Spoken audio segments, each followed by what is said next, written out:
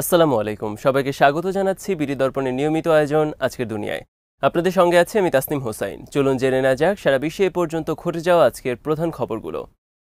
যুক্তরাষ্ট্রের বার্ষিক ধর্মীয় স্বাধীনতা বিষয়ক প্রতিবেদনে কড়া সমালোচনা করা হয়েছে ভারতের। তাছাড়া বিশ্বজুড়ে ইহুদি এবং মুসলিমদের বিরুদ্ধে ধর্মীয় বিদ্বেষ বৃদ্ধি নিয়েও উদ্বেগ প্রকাশ করা হয়েছে এই প্রতিবেদনে। পররাষ্ট্রমন্ত্রী অ্যান্টনি ব্লিংকেন বুধবার 2023 সালের ধর্মীয় স্বাধীনতা বিষয়ক প্রতিবেদন প্রকাশ করেন। এ সময় তিনি বলেন, গাজা যুদ্ধ ঘিরে যুক্তরাষ্ট্র নিজ দেশে ইহুদি বিদ্বেষ এবং ইসলাম ভীতি বৃদ্ধির মুখোমুখি হয়েছে। তিনি বলেন, ভারতে ধর্ম পরিবর্তন রোধের আইন, বিদ্বেষপূর্ণ বক্তব্য এবং সংখ্যালঘু সম্প্রদায়ের উপাসনালয় ও বাসাবাড়ি গুড়িয়ে দেওয়ার ঘটনা উদ্বেগজনকভাবে বৃদ্ধি পাচ্ছে বলে আমরা দেখতে পাচ্ছি। এসব ঘটনার সঙ্গে ভারতের পুলিশও জড়িত রয়েছে বলে জানিয়েছেন আন্তর্জাতিক ধর্মীয় স্বাধীনতা বিষয়ক যুক্তরাষ্ট্রের ambassador at large Rashad Hussain.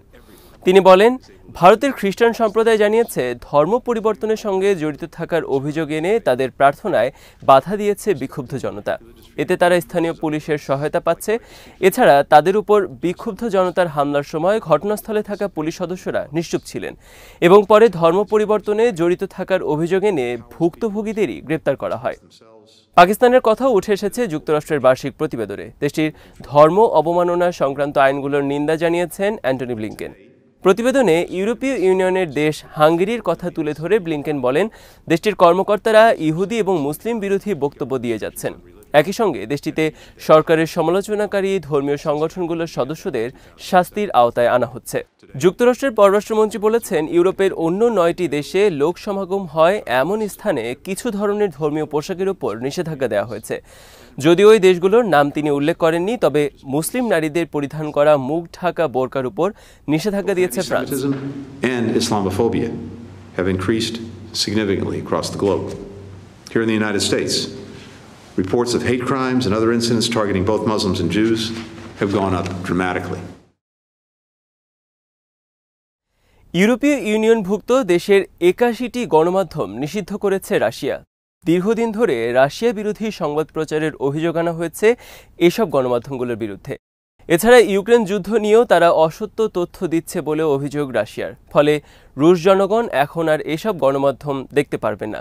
মঙ্গলবার রাশিয়ার পররাষ্ট্র মন্ত্রণালয় জানিয়েছে, এই সিদ্ধান্তের পেছনে রয়েছে মে মাসের একটি ঘটনা। সে সময় ইউরোপীয় ইউনিয়ন রাশিয়ার 4টি গণমাধ্যমের উপর নিষেধাজ্ঞা জারি করেছিল। অভিযোগ ছিল, ক্রেমলিনের হয়ে অপপ্রচার করছে এই গণমাধ্যমগুলো। প্রাগের ভয়েস অব ইউরোপেও সেই তালিকা ছিল, যারা সরাসরি পশ্চিমা বিশ্বের বিরোধিতা করে। ইইউর এই পদক্ষেপের কড়া সমালোচনা করেছিল রাশিয়া।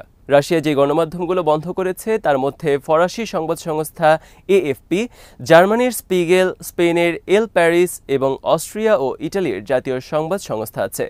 নিষেধাজ্ঞা জারি হয়েছে বিখ্যাত সংবাদ মাধ্যম পলিটিকোর উপরও। ইইউর ভাইস প্রেসিডেন্ট রাশিয়ার এই পদক্ষেপকে নির্বোধের কাজ হিসেবে আখ্যায়িত করেছে।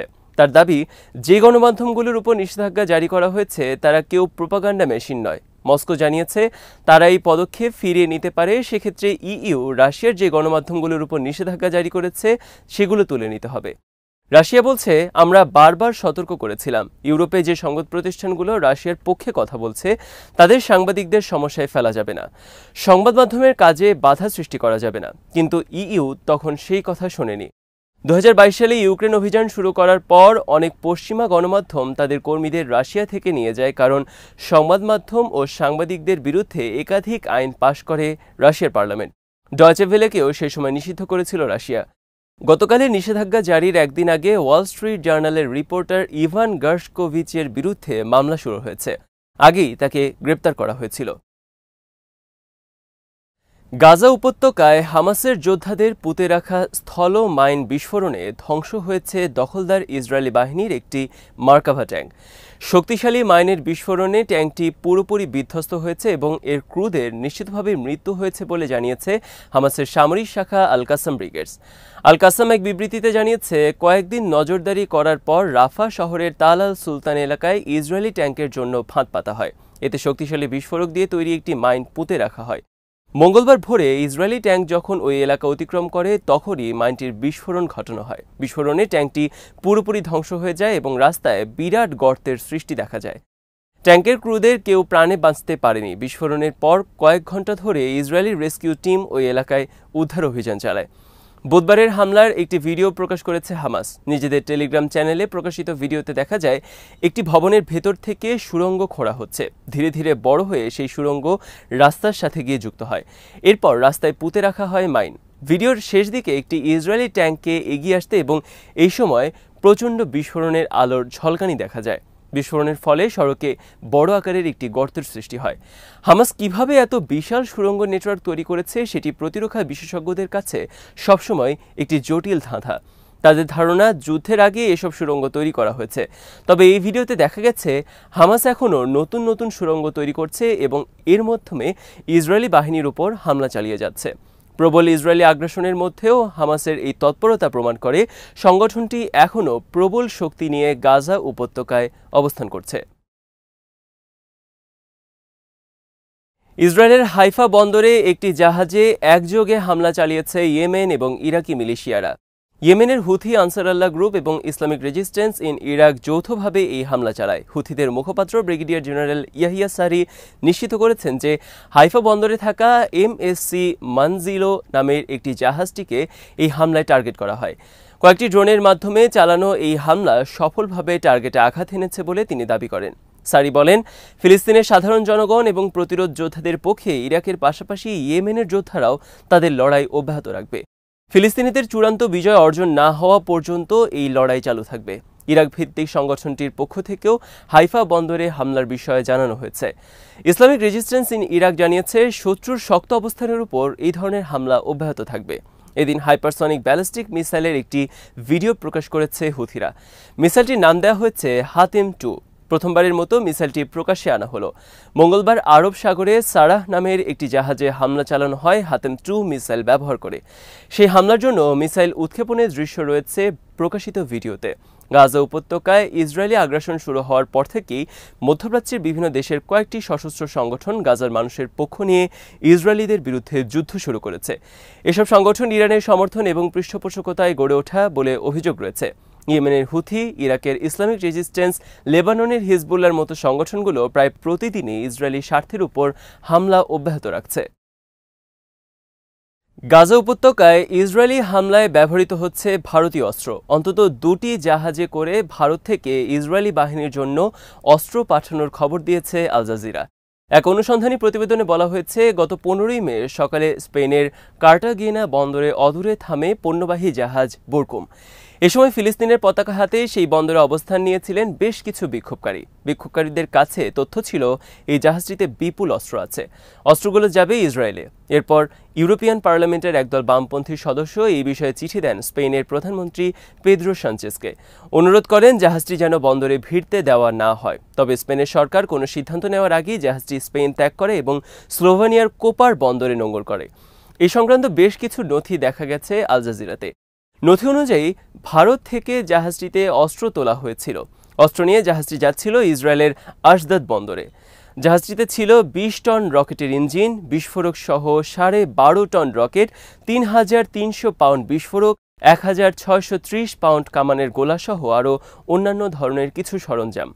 এরপর গত 21শে মে স্পেনের কার্টাগেনা বন্দরে ভিড়তে চাইলে আরও একটি পণ্যবাহী জাহাজকে নোঙর করতে দেওয়া হয়নি। এটিও ভারত থেকে ইসরায়েলে যাচ্ছিল। তাতে ছিল 27 টন বিস্ফোরক। এসব ঘটনায় ধারণা করা হচ্ছে প্রায় 8 মাস ধরে ফিলিস্তিনের গাজায় ইসরায়েলি বাহিনী যে নির্বিচার হামলা চালাচ্ছে তাতে ভারত থেকে যাওয়া অস্ত্র ব্যবহার করা হচ্ছে।